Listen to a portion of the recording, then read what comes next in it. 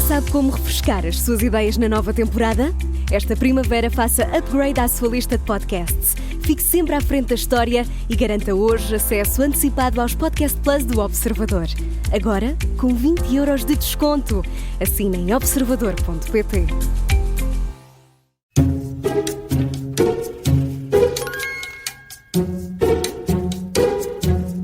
Começa agora mais uma comissão de inquérito das manhãs 360. Hoje é nosso convidado, o deputado da Iniciativa Liberal, Mário Amorim Lopes. Bem-vindo. Muito já bom sei dia, que não precisamos explicar porque ouvi isto todos os dias, não é? Portanto já sabe como é que funciona. Ouço, conheço o programa, portanto sei que é o programa em que vocês nos fazem questões e depois no final garelham-nos. Exato.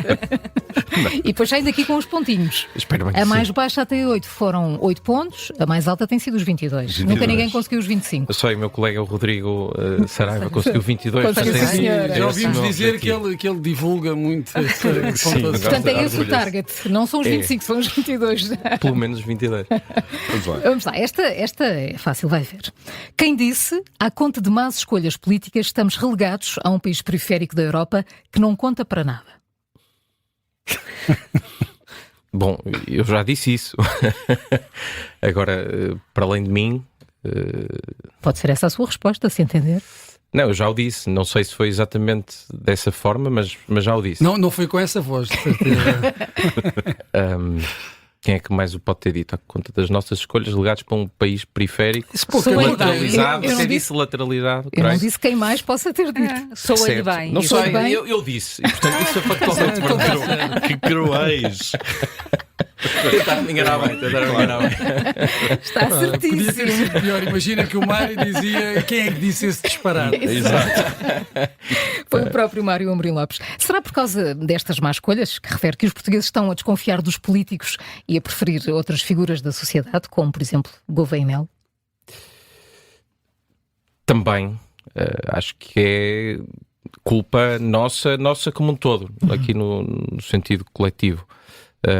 Acho que políticos falharam no passado e isso criou uma desilusão. Creio que nós coletivamente falhamos um projeto de país que possa ombrear com outros países europeus e que possa dar as mesmas condições de prosperidade a que outros países europeus dão. E isso também causa alguma desilusão nas pessoas, que é legítima, não é? Que veem as suas condições materiais a ficarem, a serem afetadas por isso e a se sentirem dificuldades. E, portanto, muitas vezes, quando os políticos não conseguem estar à altura dos desafios e apresentar respostas, as pessoas tentam encontrar soluções noutros campos. E às vezes isso é perigoso. Seja partidos que se dizem antissistema populistas, como é o caso do Chega, seja termos de recorrer a um militar que... Bom, eu não lhe conheço pensamento político, portanto... E porquê é que representa perigo, Gouveia e Melo? Não disse que Gouveia e Melo, eu é disse perigoso. que as escolhas alternativas aos políticos podem representar um perigo. A ideia de um Dom Sebastião que não representa a classe política, que não está...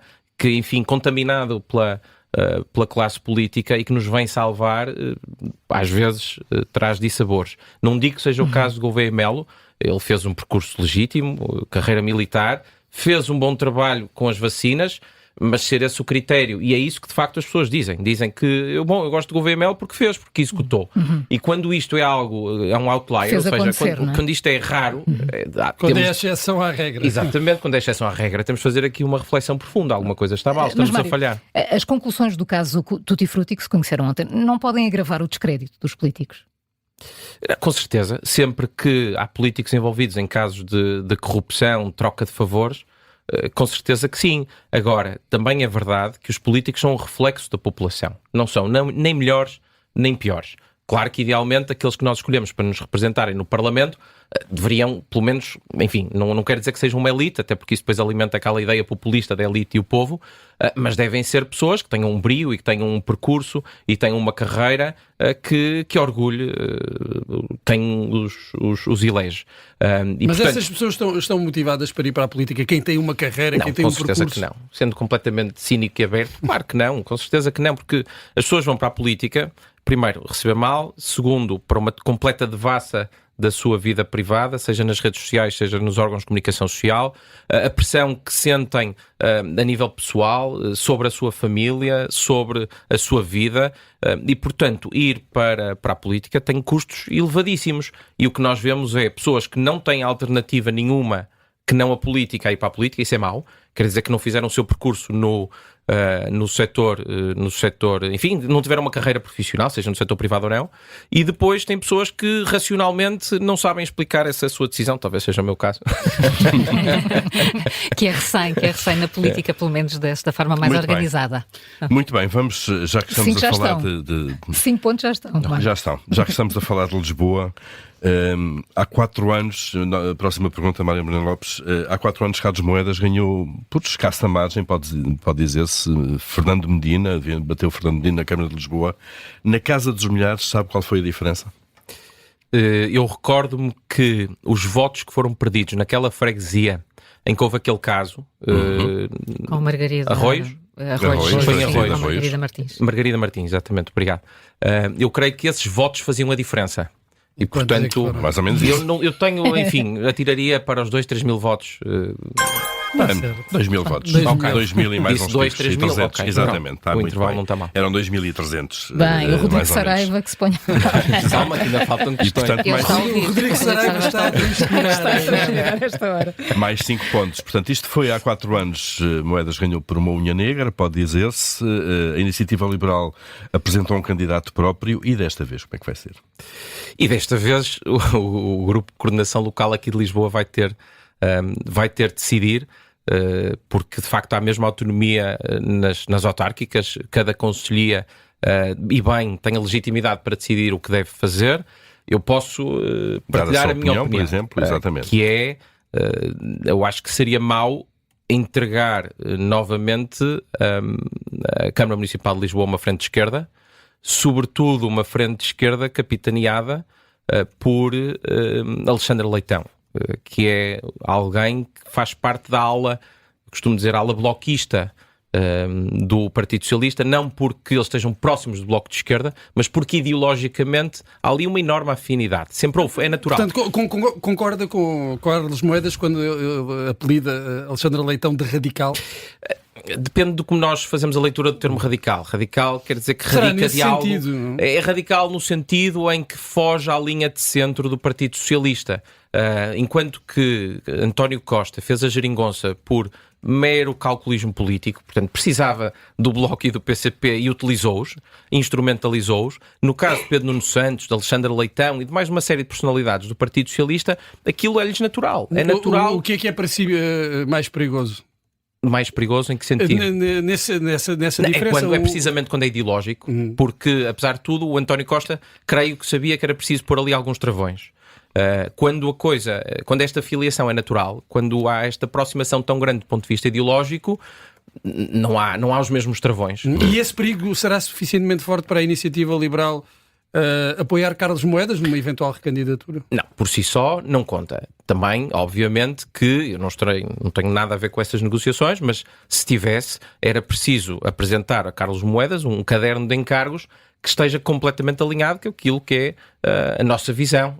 Claro que no contexto autárquico é diferente, as pessoas querem que a sua cidade funcione bem, que haja menos trânsito, que não haja lixo espalhado pelas ruas, mas também aí há muito trabalho a fazer. O Conselho de Lisboa é o único concelho, creio, em que tem 2 níveis de autarquia às freguesias e o município a tratarem de lixo, que é uma coisa completamente bizarra. Portanto, há muito trabalho para fazer, para melhorar em termos da recolha de lixo, em termos de habitação, mesmo do ponto de vista fiscal. Eu creio que o Orçamento de Lisboa tem muita margem para se poder ainda baixar a fiscalidade aos municípios, e esta tem de ser a condição para uma eventual parceria com Carlos Moedas, mas eu creio que é possível, ou seja, do lado de Carlos Moedas poderá haver aqui alguma abertura.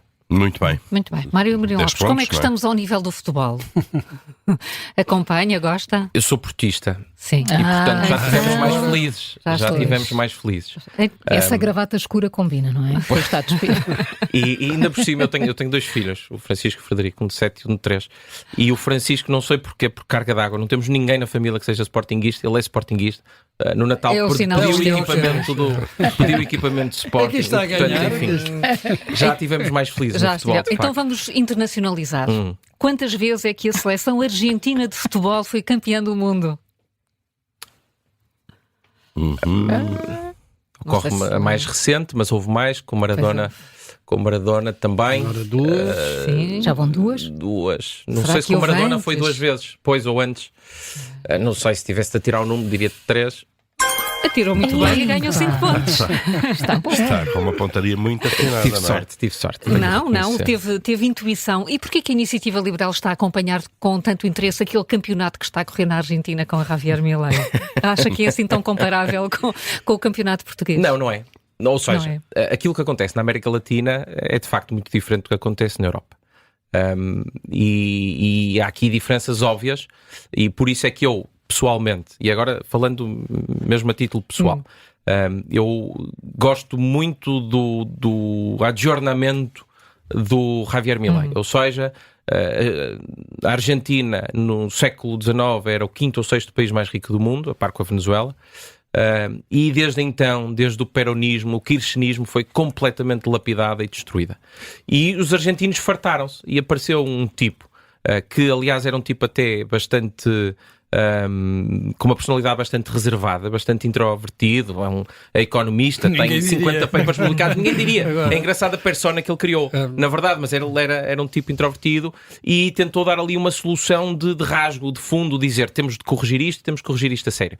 E do ponto de vista de política económica, obviamente que houve ali um ajuste, um choque inicial, o desemprego aumentou, mas entretanto já está a níveis inferiores a quando ele tomou a posse, portanto já está, creio, últimos dados, 36,8%, muito abaixo dos 40%.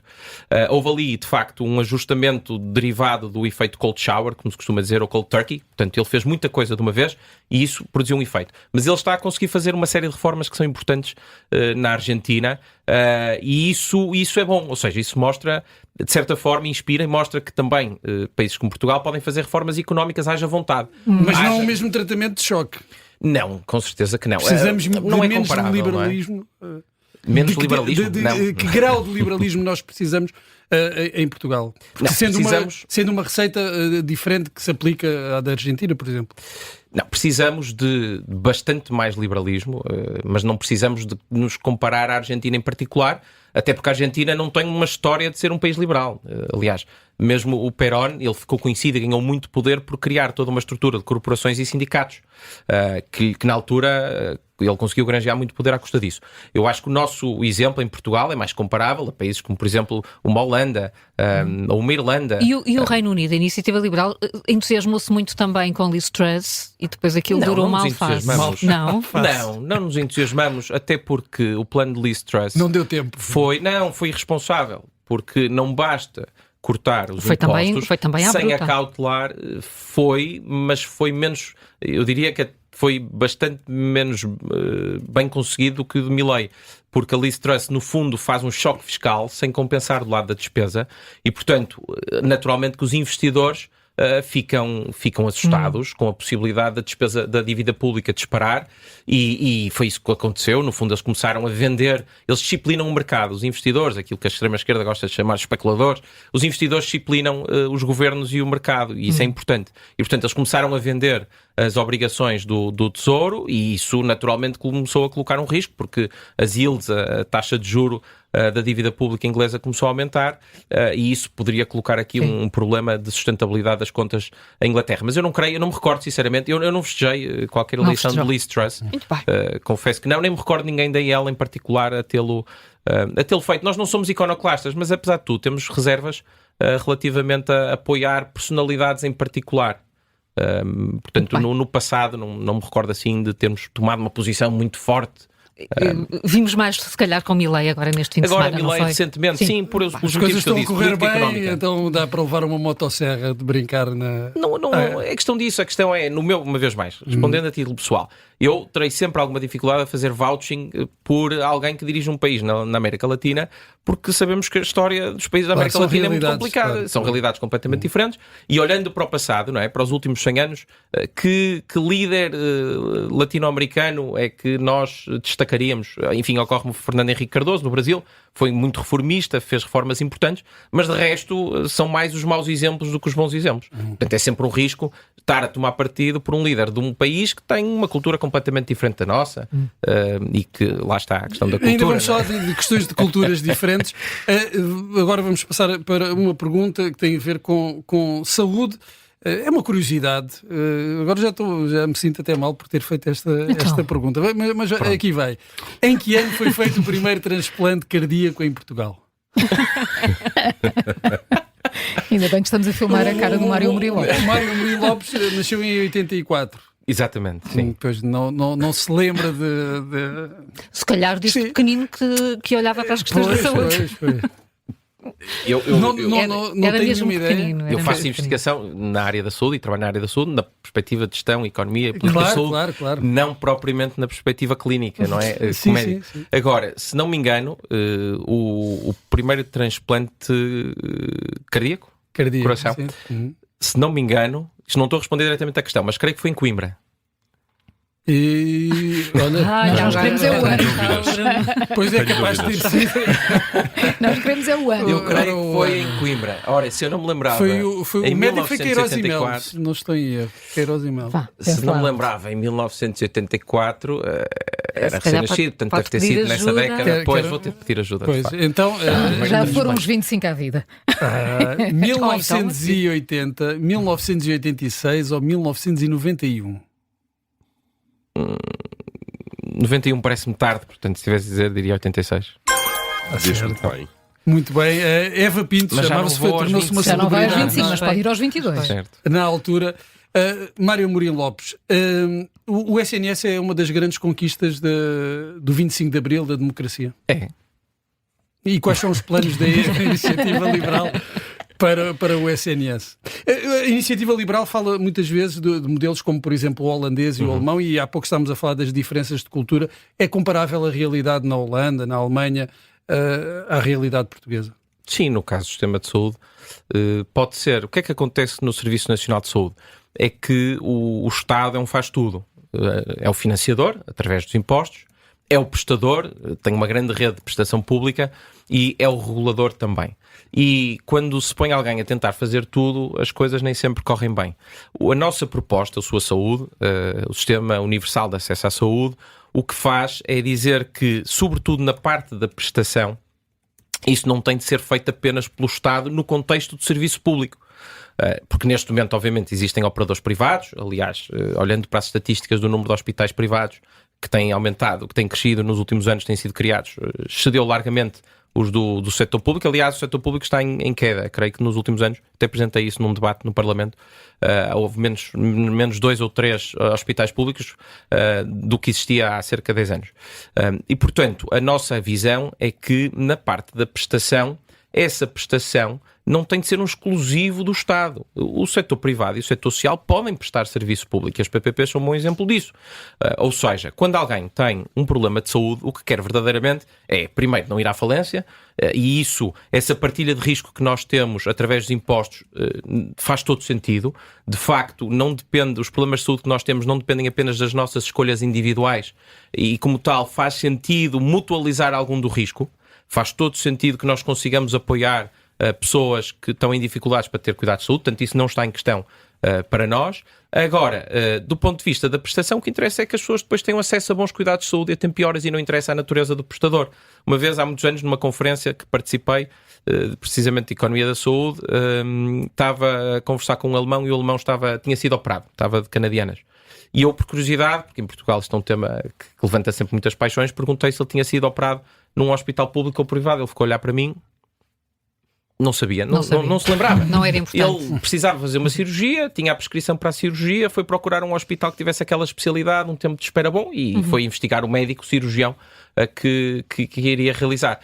E, portanto, a nossa visão, no fundo, é esta. É possível conciliar. Claro que tem de continuar a existir um serviço público de saúde, porque se há zonas do interior, porque se há determinadas localidades, populações que não estão a ser servidas pelo setor privado ou social, claro que o Estado tem de assegurar isso. Agora, não tem de o fazer nesta lógica de dicotómica, é uns e os outros, e não se pode misturar as coisas. Não, pode-se. Isto é um sistema como um todo. Temos de usar toda a capacidade instalada para resolver os problemas portugueses. Muito bem, vamos continuar a falar de saúde na última questão. Mário Amorim Lopes está com 17 pontos, portanto pode perfeitamente chegar aos 22. Se for uma questão como esta... Não, eu diria que esta é mais fácil. Recente. É recente esta. Então é assim, António Gandra de Almeida... Também não é fácil. Fácil foi a minha, de caras. Basta contar aqui pelos dedos das mãos. António Gandra de Almeida foi nomeado por este governo novo diretor executivo do SNS e, entretanto, já se demitiu, sabemos, não é? Depois do caso da acumulação de outras tarefas, a pergunta é quantos meses é que ele esteve no cargo? É fazer as contas. É fazer as contas, como dizia. É fazer as contas, mas curiosamente ele demitiu-se, mas acho que ainda está em funções. Ontem estava a conversar com um colega que ainda está em funções. Acho que o despacho de exoneração ainda não foi publicado. Um colega estava a dizer que ainda estava em funções. Tenho de confirmar. Seja como for, o Governo tomou posse, creio que 10 de Abril. A nomeação do diretor executivo Fernando Araújo, aquilo arrastou-se, creio que durante o período de Abril, até que Fernando Araújo se demite. E portanto estamos algures em maio, 7 meses até ao final do ano, estamos em janeiro, isto aconteceu no início do ano, portanto 7 meses e qualquer coisa.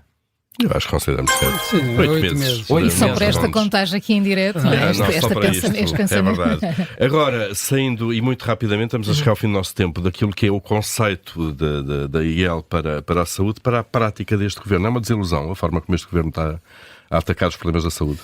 Eu não diria, não quero ser tão dramático para dizer que é uma desilusão. Acho que não continua a ser a abordagem de sempre, que são pensos rápidos. É tentar corrigir aqui e ali sem ter uma visão sistémica e sem atacar o problema pela base, que é o Serviço Nacional de Saúde não tem os incentivos, aquele melhor por dentro. E, portanto, enquanto nós seguirmos esta abordagem de pequenos remendos, nós vamos continuar a protelar o Serviço Nacional de Saúde como está. E nesse sentido, não é bem desilusão, mas creio que sabe pouco. Acho que o PSD de agora já não é o PSD de Sá Carneiro, que era um PSD com uma grande veia reformista. Os tempos também são outros, claro. Mas perdeu aquele ímpeto reformista e a vontade de mudar e de causar mudança, e mesmo aquilo que Luís Montenegro tem feito tem sido uma lógica de, eu costumo dizer em tom de brincadeira, mas é verdade, é um António Costa em esteroides, porque no fundo foi varrer todas as classes profissionais e começar a negociar com todas para um aumento salarial. Não digo que não seja importante, com certeza que é. Nós temos de valorizar os nossos funcionários públicos, e a nossa abordagem é nós devíamos ter menos, mas aqueles que tivermos devem ser melhor pagos.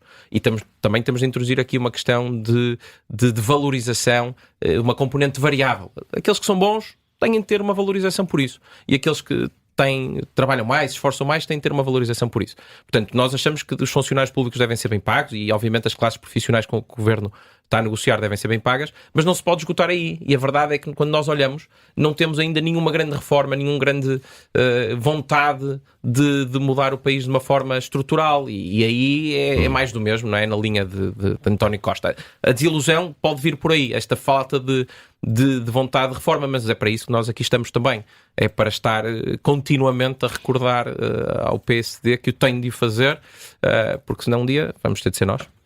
Muito Diga bem. lá, vai mandar mensagem ao Rodrigo Saraiva ou não? Ele está a ouvir. Os 22. Os 22 pontos. 22 pontos. Mário Amorim Lopes, foi um gosto pelo connosco. Muito Bom dia. obrigada. Obrigado. Amanhã há a nova comissão de inquérito com Guilherme Fonseca e Rita da Nova. São os autores do podcast Terapia de Casal.